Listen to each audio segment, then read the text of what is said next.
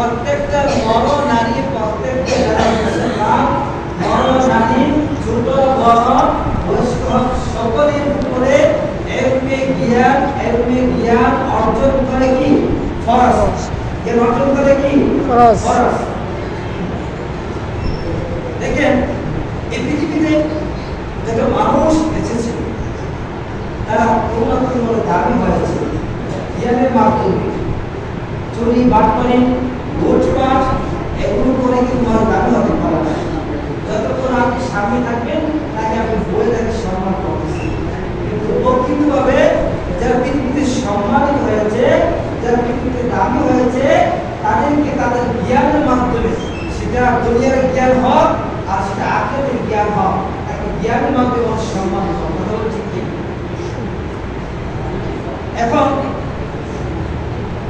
জ্ঞান এমন একটি মূল্যবান বিষয়, এমন একটি দামি বিষয়, জ্ঞানের মাধ্যমে প্রথম যে দেখাতে শুরু হয়েছে এটা হচ্ছে আমাদের আদি পিতা হযরত আদম আলাইহিস সালাতু ওয়াস সালামকে যখন আল্লাহ তাআলা সৃষ্টি করলেন, তৈরি করলেন, তাকে গঠন করার পরে আল্লাহ বললেন যে আদম এইগুলো নামগুলো বলো, এই নামগুলো বলো। আপনি কাহিনী শুনেন নাই যে আল্লাহ তাআলা হযরত আদম আলাইহিস সালামকে সৃষ্টি করলেন, করার পরে তার মধ্যে রূহ দিলেন, দেওয়ার পরে বললেন যে তুমি এই নামগুলো বলো।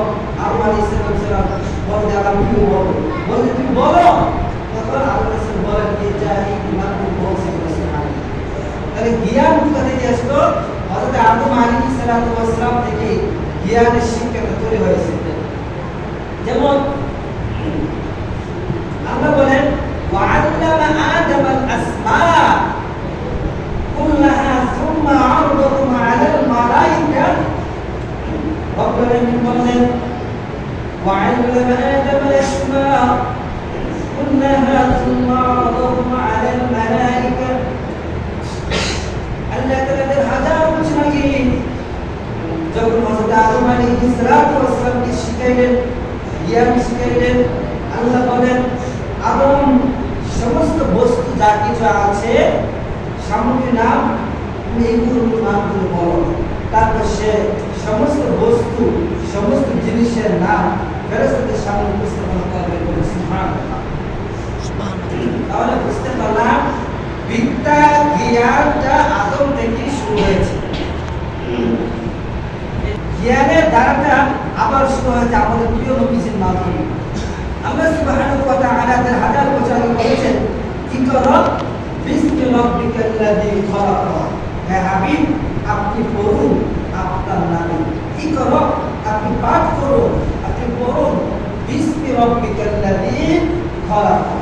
পড়ো তোমার প্রভুর নামে যিনি তোমাকে